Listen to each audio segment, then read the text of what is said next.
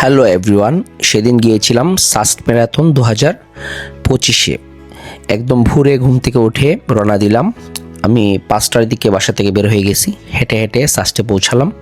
তো ওইখানে অনেক মানুষজন ছিল এবং ইভেন্টের মধ্যে অনেকগুলো ক্যাটাগরি ছিল, 7.5, 21, মেল ফিমেল ক্যাটাগরি এবং বাচ্চাদের জন্য একটা ক্যাটাগরি ছিল। একদম প্রথমেই আমাদেরকে ওয়ার্ম আপ করানো হয়, সবাই এসে ওয়ার্ম আপ করে এবং প্রত্যেকের ইভেন্টের জন্য রেডি হয়। তো আমি এবং রাসেল স্যার আমরা দুজন মিলে একসাথে জয়েন করলাম এবং আমাদের 6:10 আমাদের রানটা শুরু হলো, 7.5 কিলোমিটার। সবাই একসাথে রেডি হয়ে ঠিক 6:10 রান শুরু করলাম।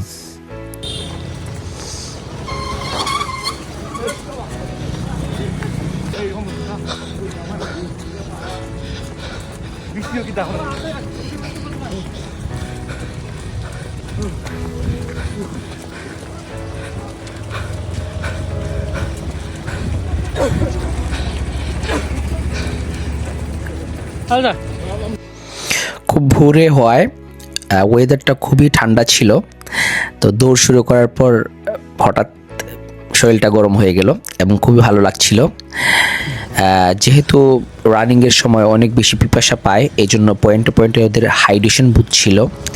আমার দেখা one of the best hydration booth ছিল তাদেরটা, কারণ তারা ওইখানে অনেক ফ্রুটস আইটেম, দেন হচ্ছে গিয়ে অনেক জুস এবং গ্লুকোজ স্যালাইন ছিল, যেটা আমার কাছে অনেক বেশি ভালো লেগেছে। তো যারাই রান করতেছিল ম্যাক্সিমামই কিছু পথ যাওয়ার পর টায়ার্ড হয়ে গিয়েছে। তো এজন্য সবাই হাইড্রেশন বুথে নিজেকে একটু হাইড্রেট করে ফেললো আর কি। তো এখানে অনেক জুস আইটেম ছিল, ফ্রুটসও ছিল।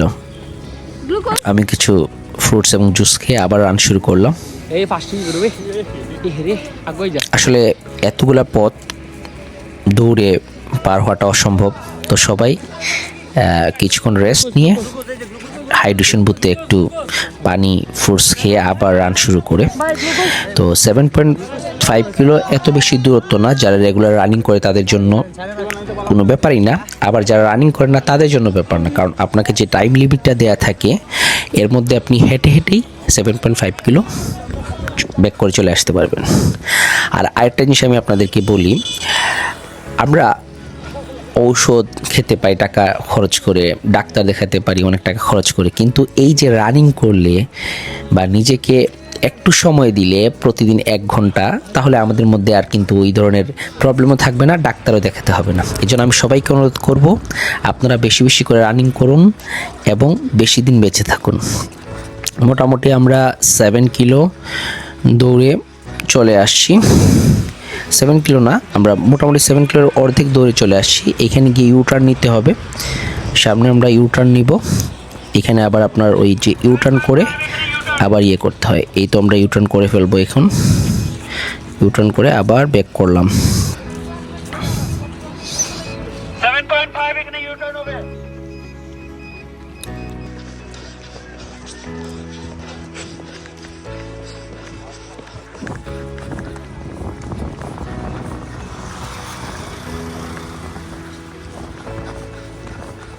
আস্তে করে বের করতে হবে।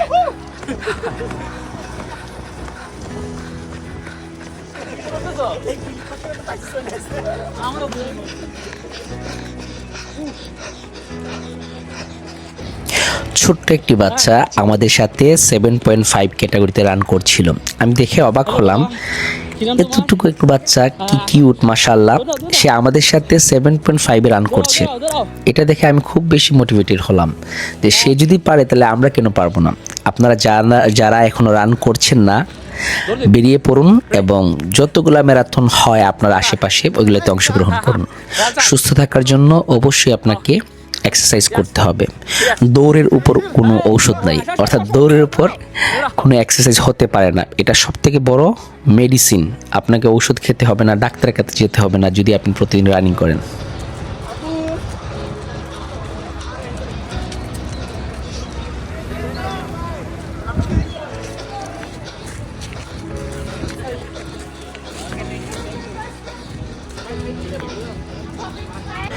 আমরা প্রায় চলে আসছি। তো এতক্ষণ দৌড়ে আমার খুব বেশি ভালো লাগছিল, কারণ শীতের সকাল ছিল, যখন রানিং করলাম তখন শরীরটা অনেক বেশি গরম হলো। This is very good. এবং প্রত্যেকটা জায়গায় হাইড্রেশন বুথ ছিল, হাফ কিলো দূর দূর। তো এই জন্য আর খুব বেশি পানি পিপাসাও লাগে নাই, এবং ভালো মানের ফুডস ছিল। আমি ফিনিশ লাইন শেষ করে ফেলছি, এটা আমার জন্য অনেক বেশি ভালো লাগার বিষয় ছিল। This is very good. Running শেষ করার পর আমরা ফিনিশিং সিগনেচারটা নিয়ে নিলাম। তারপর এখানে আমরা ওই মেডেলের জন্য লাইনে দাঁড়াই।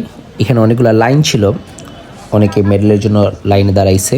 যারা আগে মেডেলটা নিয়ে নিছে তারা ফুডস কালেকশনের জন্য লাইনে দাঁড়াইছে। ফুডস নিয়ে এখানে আপনার চা খাওয়ার জন্য বুথ ছিল, যত খুশি তত খেতে পারবা। বাট ফুডটা এবং মেডেলটা প্রত্যেকের জন্য লিমিটেড ছিল। তো আমরা প্রথমে মেডেলটা কালেক্ট করলাম। কালেক্ট করার পর এখানে ছবি টবি তুলে দেন আমরা ফুডসের জন্য লাইনে দাঁড়াই। খুব ভালো মানের ফুডস ছিল, যা স্পন্সর করেছে ফুলকলি, প্রাণ এবং পুষ্টি। This is good. এবং ওদের টি শার্টটাও খুব ভালো ছিল। আমরা ফুডটা কালেকশন করে আমরা রেফেল ড্রোর জন্য ওয়েট করি, কারণ রেফেল ড্রোতে অনেক বেশি আকর্ষণ ছিল, এয়ার টিকিট ছিল।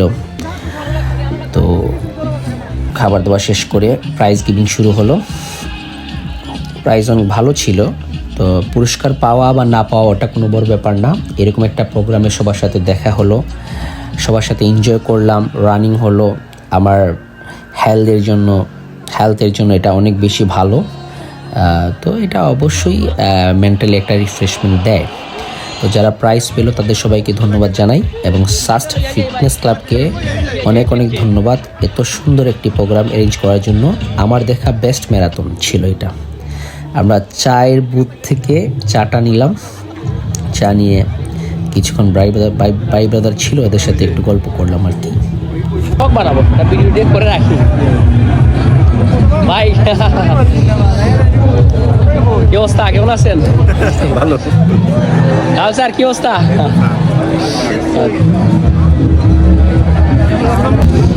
হ্যাঁ ফাহিম স্যার, ম্যারাথন শেষ করার পরে আপনার কেমন লাগতেছে? আলহামদুলিল্লাহ অনেক ভালো লাগতেছে। সবাই মিলে একসাথে করলাম, এটা আসলে খুব এনজয়েবল এবং আমাদের স্বাস্থ্যের জন্য এটা দরকার। আচ্ছা, আমরা ওষুধ কিনে খেতে পারি, ডাক্তার দেখাতে পারি, কিন্তু এইগুলাতে যদি আমরা পার্টিসিপেট করি এবং এগুলো যদি রান করতে পারি, এটা আমাদের জন্য অনেক বেশি কল্যাণ।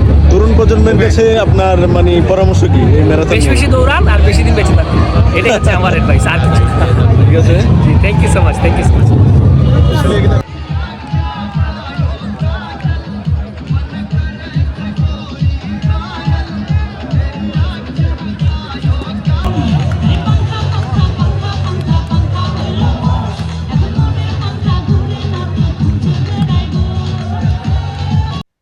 সাস্ট ফিটনেস ক্লাবকে অনেক ধন্যবাদ এত সুন্দর একটি ম্যারাথন অ্যারেঞ্জ করার জন্য। আমার দেখা বেস্ট একটি ম্যারাথন ছিল। ইনশাল্লাহ অন্য কোনো একদিন অন্য একটা ম্যারাথনে দেখা হবে সবার সাথে। আল্লাহ হাফিজ।